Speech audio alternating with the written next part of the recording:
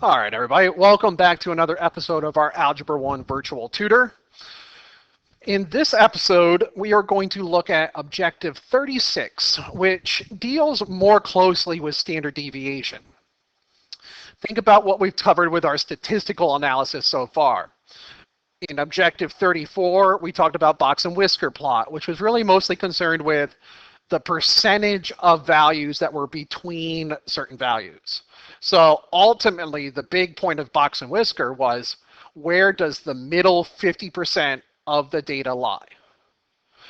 In Objective 35, we talked about z-score, and z-score was the measurement of how your personal test grade compared to the grades of your peers. And we talked briefly about something called standard deviation in there, which roughly measured the spread of the data. Well, in a 36, we're going to explore more about standard deviation. And it turns out that standard deviation is actually part of 3 different formulas that all kind of measure the same thing. So, our first formula, we're going to start with standard deviation.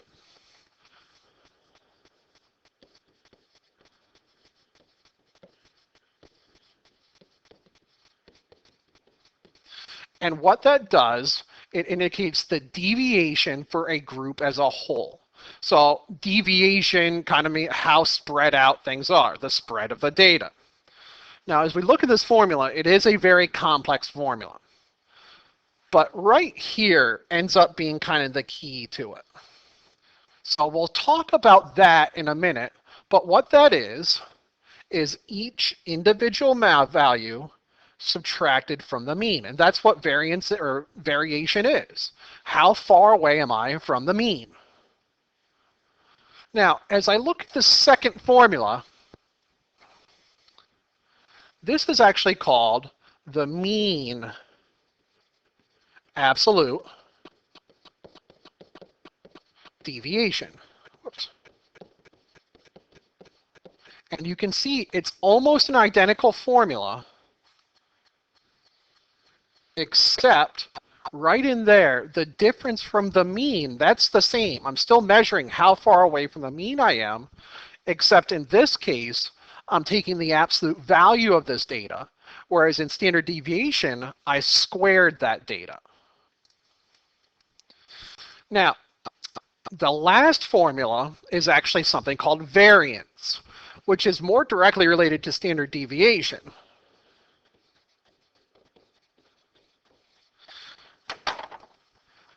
In fact, you can see that standard deviation and variance are simply squares of each other. That this formula here and this is just the square root of variance. So it's basically the same thing, only we're taking the square root of a value. Now, what's going on in each of these? Well, let's compare variance versus standard deviation just to discuss what's happening. Because you can see they all have this part. Well, variance and standard deviation both measure the distance I am from the mean. And they take all of those distances and kind of average them together. The key difference is that this formula squares those values. It does it because we don't want negative distance. So if my personal test average was a 50 and the average was an 80, that difference would be negative 30. Well, I don't want the negative, so I just want distance. Distance is a positive value. So variance squares that, whereas this formula square or absolute values it. Both of these functions get rid of the negative value. What's the difference? Well, this in variance squares that, whereas standard deviation just takes the absolute value. By squaring it, we're putting a more of an emphasis on values that are farther away. So think about it this way. If I had a class average of a 50 and I scored a 0 on a test, the difference for variance would be 50. Both of these, I'm 50 away from the mean. Both of these would make that positive. But this would stay 50, Whereas this one, we come 50 times 50. It would be 50 squared, which would actually be 2,500. So what happens is that values that are farther away from the mean have a bigger impact in variance than they do standard deviation. So the one student who scored a 0 on a test and dropped the class average, that will have a bigger impact here than it does here. Now, where does standard deviation fit into all of this? Well, standard deviation simply takes this variance and square roots the whole thing. But it square roots it after we've squared everything. So the fact of this relationship here, where values farther away from the mean have more of an impact, is also shown here. So all of that tells us really two things. Variance and standard deviation are really the same statistical measure. The reason we square root it is so that the units are back to the same. They're not units squared, they're just units. In mean absolute deviation, there was no need to square root it because nothing was squared to begin with. But values of like a 0 when the test average is an 80 aren't weighted as much. So mean absolute deviation doesn't weight values that are farther away from the mean more. Standard deviation does. And it turns out that's what we're really after. So, believe it or not, the one thing we will really use here will be standard deviation. It's important to understand all three of these formulas, and it's important to understand what we're asking for each of these. But in the grand scheme of things, we are going to focus on standard deviation and not mean absolute or variance. Now, each of these formulas has a different value, and we've discussed this. The x to the I is each score. This is the number of values. This is the mean. And this is standard deviation.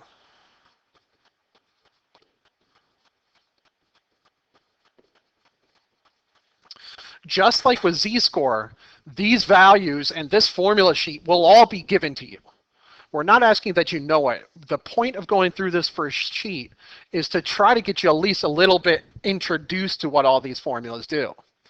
Now, the last thing on each of these formulas that we haven't talked about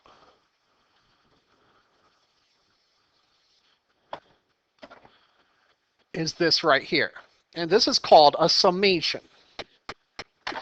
And what it means is that we're doing several different computations in one. We are finding the distance each individual score is from the mean, and then adding all that up. That's called summation. All right, so there's kind of all of our stuff here. Now, what do we do with all that? When is things useful? Well, what we're going to do is just simply calculate it. Now, variance and standard deviation are much easier to calculate. Mean absolute deviation is a little more challenging. So we're going to take a look at these, and then we'll decide what we want to do with each of these. But for right now, we're just calculating. So the last thing before we get started will also be, it's important to realize that samples versus populations will have a slightly different interpretation and formula. What we're going to do in this course is we're going to deal with samples that represent the entire population. And you'll hear this, but in these directions, that's going to be assumed.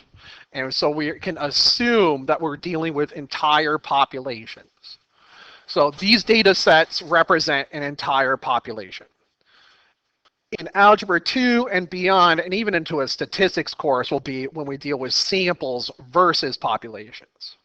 So we could use our formula, but we're going to take advantage of our calculator this time around.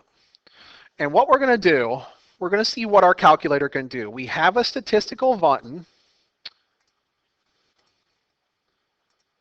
So let's clear out what's here.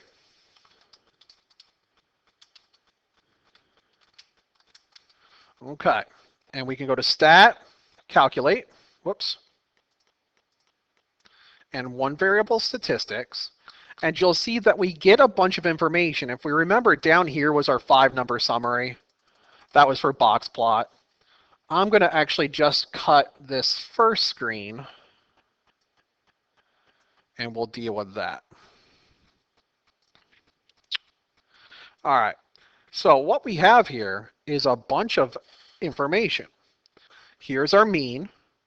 Here's the sum of the values and the sum of the values squared. And right here is standard deviation. Now, this value is actually something to deal with samples, but we're not going to deal with that. We're only dealing with populations, so we're dealing with this value right here. And that gives us our standard deviation. Now, in here, it's also important to realize there are 2 values given there. This value is the sample standard deviation.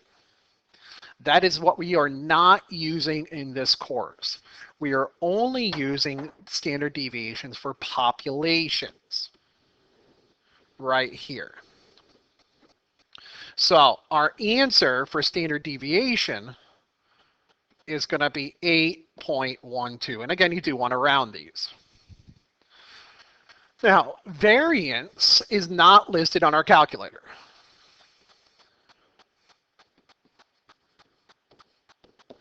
But we can easily convert between standard deviation and variance by squaring the standard deviation. 8.12 squared gives us 65.93. So our calculator is going to return standard deviations. It's going to return variance. Again, make sure we are using the population for our purposes. Or pay very close attention to the instructions on whether or not we're dealing with populations or samples. The problem is that mean absolute deviation is not a value that we can calculate with our calculator. We would have to use the formula to actually solve that. Now, in the interest of giving you the well-rounded part of this, we are going to go ahead and do that. But for the purposes of future problems, we're not going to worry too much about this mean absolute deviation. That's really a statistics course where we would talk about it. But it's a good example. So let's take a look here. Our formula is, let's go ahead and write this down on the next page.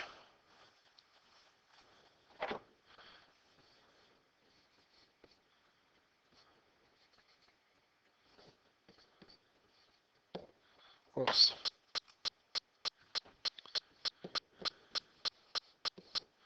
And my bad, I'm doing standard deviation.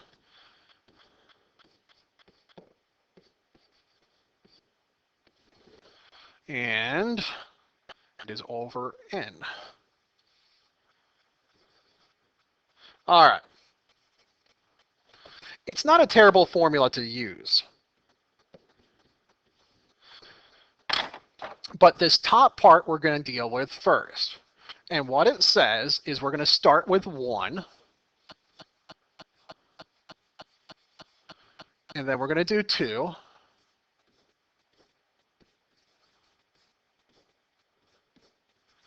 3. And this is what that summation notation means. And I'm going to go until I get to n. And you can see from my calculator, n's 5. Because there's 5 values. So it says do this 5 times.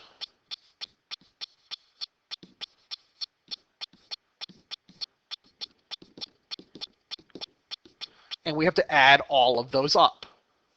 So my first value was 60. So I'm going to do 60 minus the mean, so 60 minus 68. That's -8, but I want absolute value, so it's 8. Now my second value was the same thing, so it's another 8. My third value was 75 minus 68, and that's 7. My fourth value is 65, and we have to make it positive, so it's 3. And my fourth value was 80. Now, that's what this is saying. Start with 1 and go and add up all the values. Now I need to add up all of these.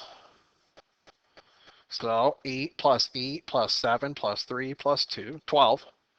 And I get 38. So what I've done is I've replaced this formula with 38 over 5.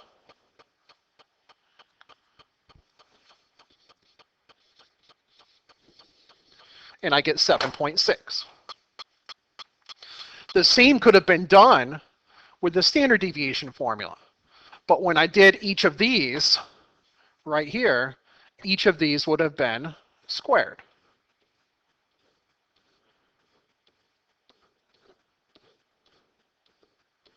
And it works perfectly well. I would have gotten different values each time: 8 squared, 8 squared, 7 squared, 3 squared, 12 squared. And then I would have to square root at the end. But I would have gotten the same exact thing. So what we have here is 2 different ways. Now, if I ask you for mean absolute deviation, I'm making you use the formula. If I say standard deviation, I'm happy with you guys using the calculator to convert that as well. But let's put this.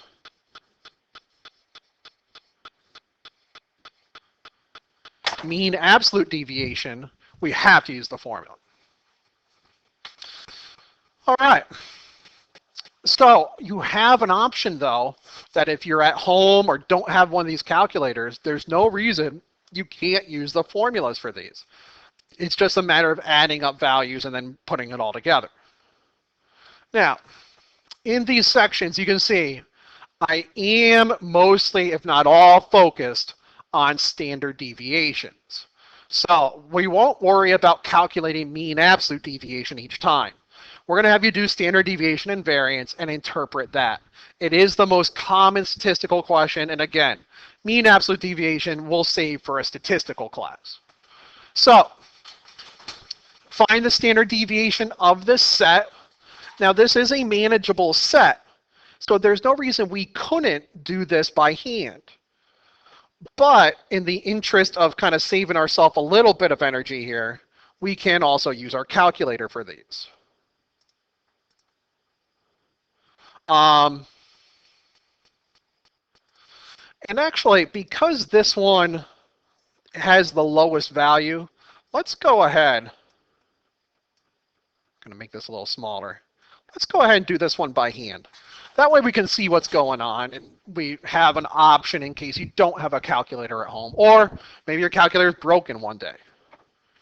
And what we're going to do, we need to tackle this first, which says I'm going to do the first term minus the mean squared.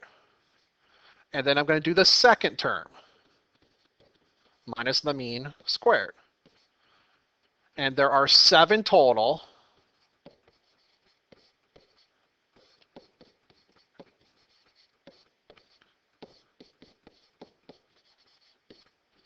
So it is a fair amount of writing.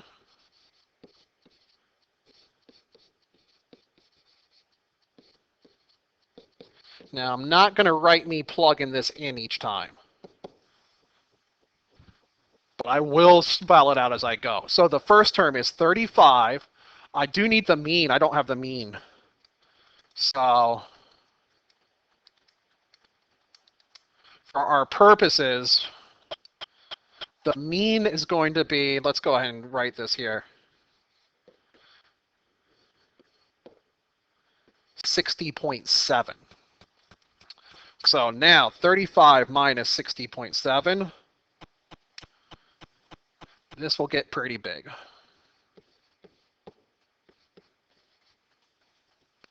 Okay, next one, 50 minus 60.7.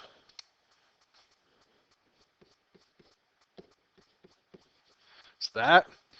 Third one, 60. It's going to be pretty small. And this is nice. That value repeats itself. All right, 75.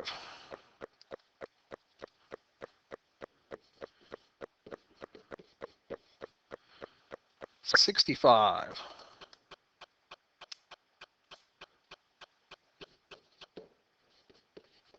And 80.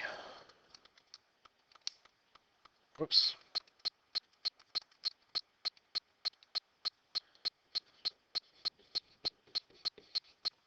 Okay, now we get to add all of those up.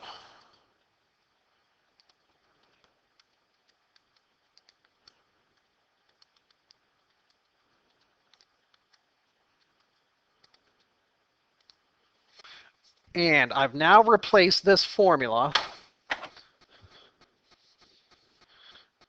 1271.81, and there are 7 total. So you can see the arithmetic really isn't all that bad. So divide by 7, and the variance would be 181.69. But because I want square root, the standard deviation is 13.48. And there we go. So that would be doing it by hand. And you notice I can get variance and standard deviation by either taking or not taking the square root of that. Now, obviously, if we have access to it, which you guys will in this class for the most part, we might as well also do it with our calculator. And that's what we're going to do here. And it is certainly a lot faster. We're able to just type in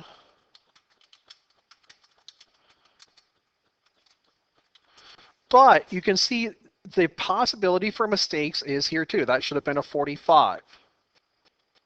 So you do want to make sure you are going through your work. But it is a matter of calculating the one variable stats and giving that as an answer. Now I'm just going to snapshot that. And I'll write those out here at the end, but right there is my standard deviation. In number 3, we'll type it in.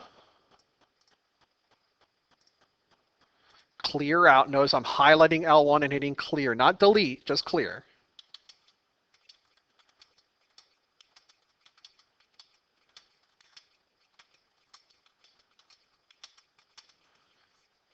Stat, calculate. There we go. So take another snapshot of this, and we'll put it right here. There's my standard deviation. And let's go ahead and finish up this page. Stat, calculate. Again, highlight that and hit clear, enter.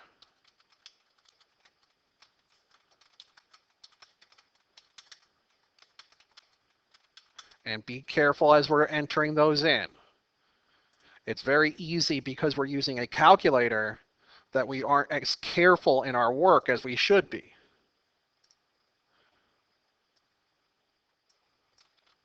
And there we go. Now, on the next page, yeah, we'll interpret that. Okay, so let's go ahead and actually write our answers here before I move to the next page. Because just simply copying the screenshot of the calculator, we want to be able to make sure we're rounding these correctly. So when in doubt, always go to the 100th. Unless it says something else. Now, I'm not seeing anything that says something else. So when in doubt, go to the nearest 100th. When in doubt, go to the nearest 100th. Okay. Now, in number 5, we want to actually take a look at what standard deviation means. So it said it gave 2 weeks with a mean and standard deviation. Guys, this standard deviation is bigger than this one. So which one had more variation? Week 2.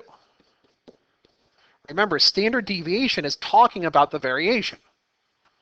I mean, you could square those to find the actual variation. It'd be 1 versus 4. But it has nothing to do, I mean, it does have something to do with the mean, but the standard deviation is a separate value. And then in 6, we're asking simply, if you know the standard deviation, understand that the relationship is a square. So we can square the standard deviation to get variance, and we can square root variance to get standard deviation. All right, that concludes this video. I hope you've been following along and understand a little bit more about statistics, and we'll see you at the next one.